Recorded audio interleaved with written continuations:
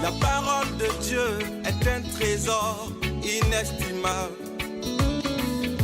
Ne laisse pas ta Bible fermée. Oh non, non. Lis-la, médite-la, nourris-toi.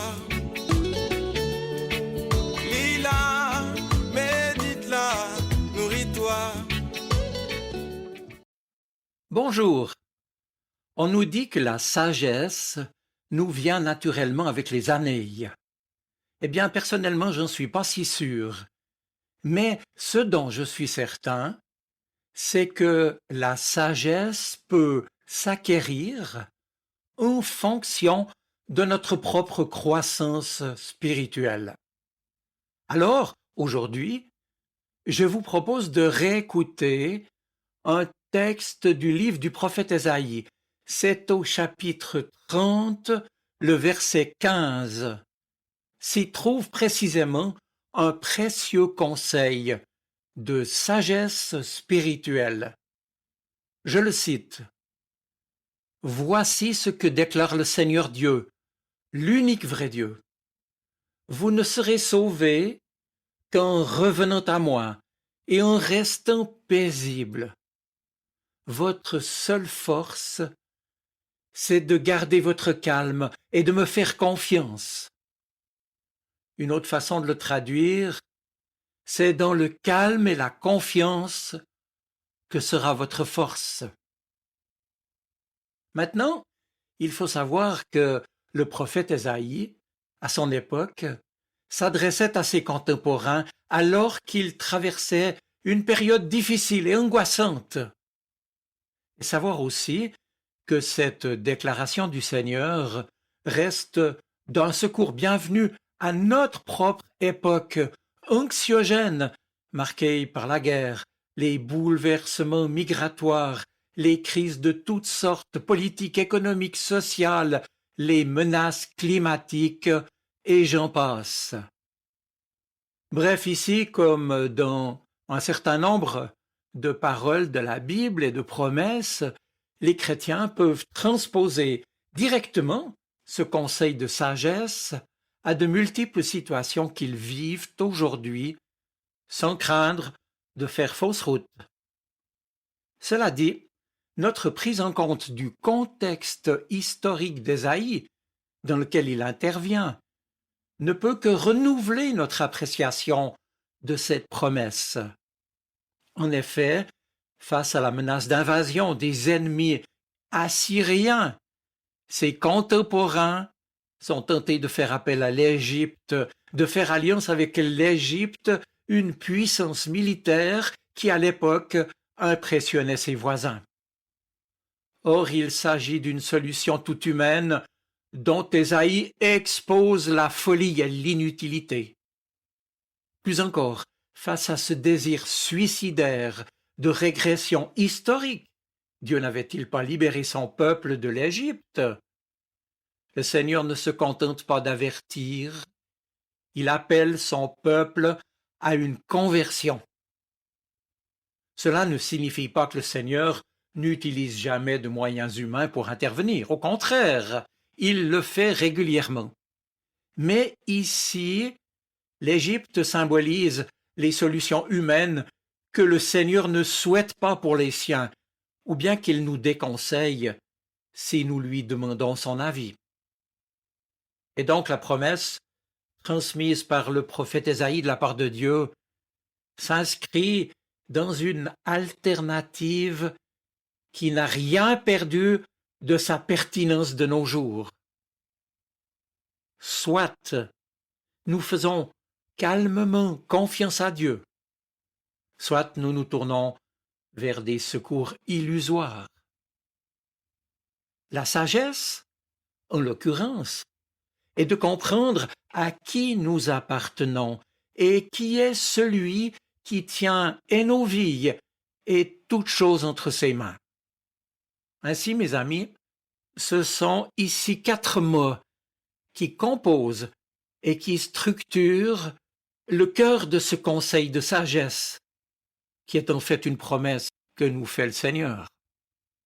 Ces mots, tour à tour, nous invitent à nous tenir je cite, « dans le retour, dans le repos, dans le calme et la confiance. » Le retour, bien entendu, vers le Seigneur, qui, lui, reste fidèle à son alliance, bienveillant envers son peuple. Et pour nous, le retour également, nous qui sommes si souvent dispersés et menacés, ce terme évoque notre retour vers l'essentiel, vers celui qui est la source de notre vie, de notre avenir et de notre espérance. Ça commence donc par le retour, ensuite par le repos, nous déclare Ésaïe. Mais quel repos, sachant que notre monde est en recherche effrénée de repos, et nos contemporains, eux aussi, sont fatigués et écrasés, sans espoir d'avenir. Hier comme aujourd'hui, d'une manière ou d'une autre, nous avons besoin de vivre dans le repos, en paix. Or, en tant que chrétiens, nous avons le privilège de pouvoir expérimenter le véritable repos qui nous a été offert par Jésus-Christ. Souvenez-vous de ce qu'il a dit dans l'Évangile. « Venez à moi, vous tous qui êtes fatigués et chargés, et je vous donnerai du repos. » Beaucoup portent de lourds fardeaux. Il y en a qui ont perdu un proche ou qui doivent prendre soin d'une personne handicapée.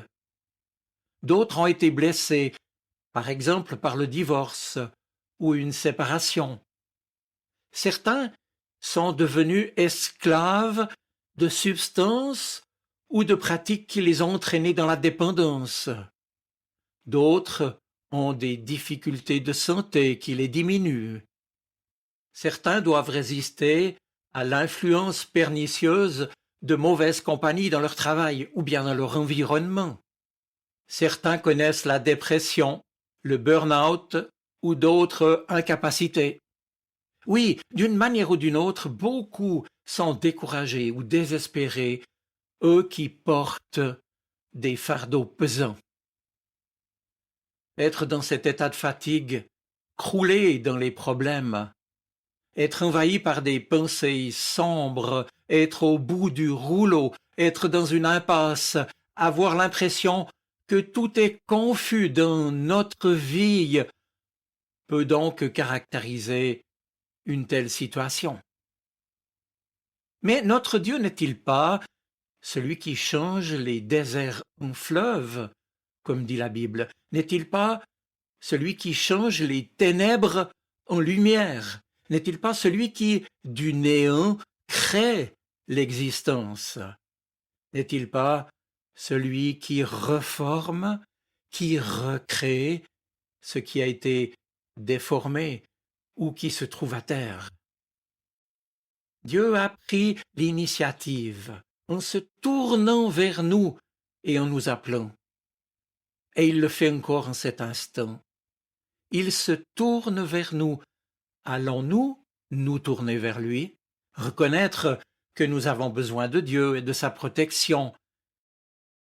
C'est alors renoncer à nos désirs de toute puissance, c'est accepter notre vulnérabilité et notre finitude humaine, assumer ce lien de dépendance qui nous attache au Seigneur et qui nous situe dans le monde. Or, cet abandon de nos désirs de maîtrise présuppose littéralement une conversion. C'est le mot utilisé par Ésaïe. En hébreu, c'est le mot « chouva » tiré du verbe « chouv » qui veut dire « tourner »,« retourner ». Et cette conversion pourra s'ouvrir à une toute autre réalité que sont le repos, la paix, le calme et la confiance.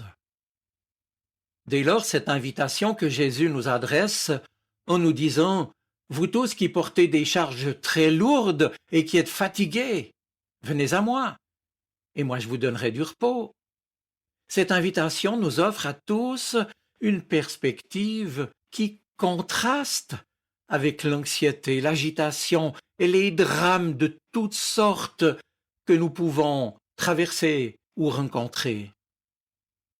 J'ai lu il y a peu dans une brochure de salle d'attente chez le médecin que nos muscles ne se construisent pas pendant l'effort, mais paradoxalement pendant le repos.